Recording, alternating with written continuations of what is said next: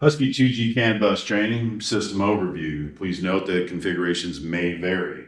With this system, you have a Husky 2G and a red pack. Husky 2G. Within the Husky 2G, you have a front wheel module located on the front of the vehicle. You have your hull module, the centerpiece. Your rear wheel module located on the rear of the vehicle, and the operator compartment where the driver and operator sit.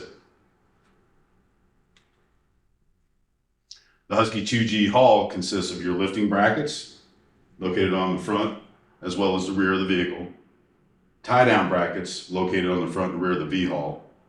You have ballistic tile that is bolted all the way around the V-hull. You have ballistic glass on the side as well as the front.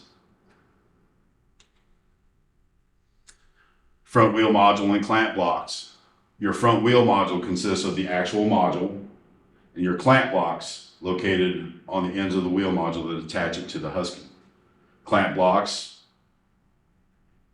and mounting bolts and nuts. The wheel module is held on with 4 clamp blocks.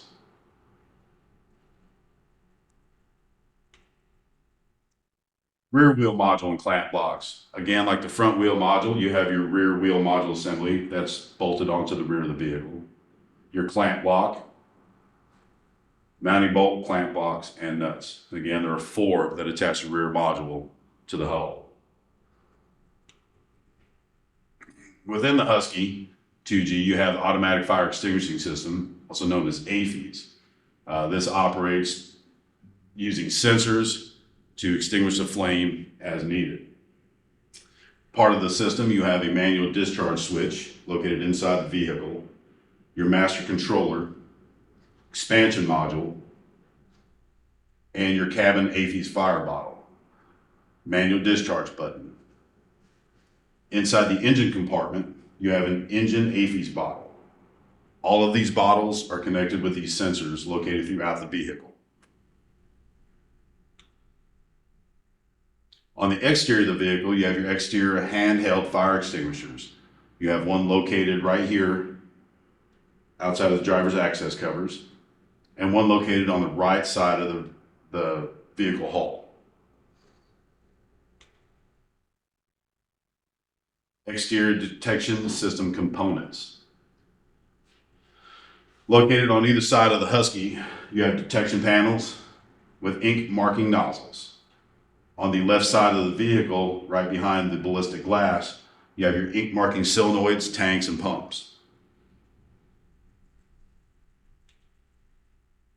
Interior detection system components. This is located inside the operator compartment.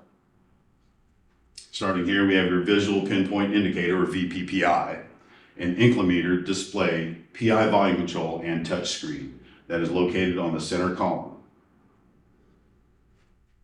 To the right side of the center column, you have your PI control switches, your PI control box, and detector head control switches.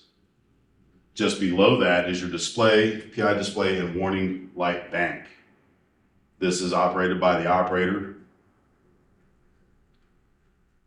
To the right of this system here, you have your PI interface and radio box. Again, these are all located inside the operator compartment.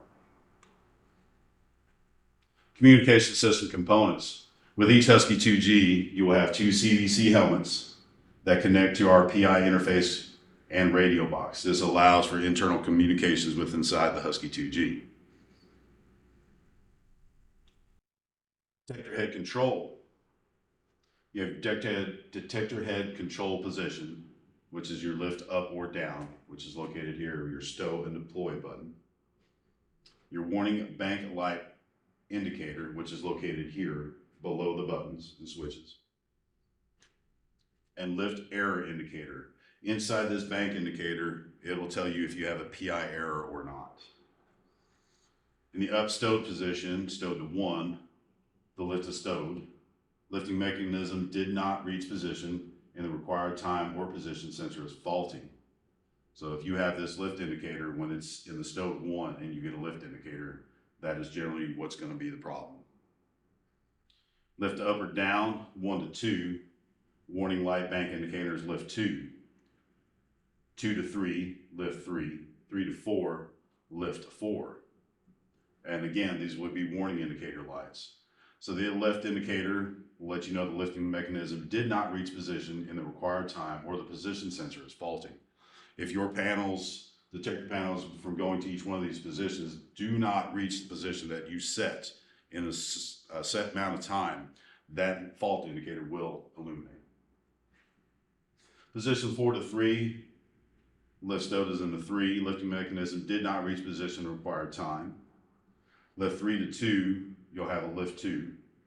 2 to 1 will be a lift 1. Again, lift mechanism did not reach position in the required time. And then 1 to 0 are stowed. Any up to 0 stowed position, and your lift will be stowed. Your detector panels will be in the stowed position. Again, lift mechanism did not reach position in the required time.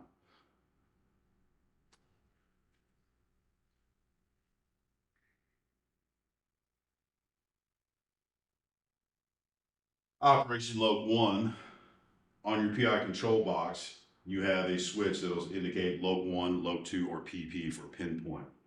For operation of Load 1 is used as the vehicle is traveling forward.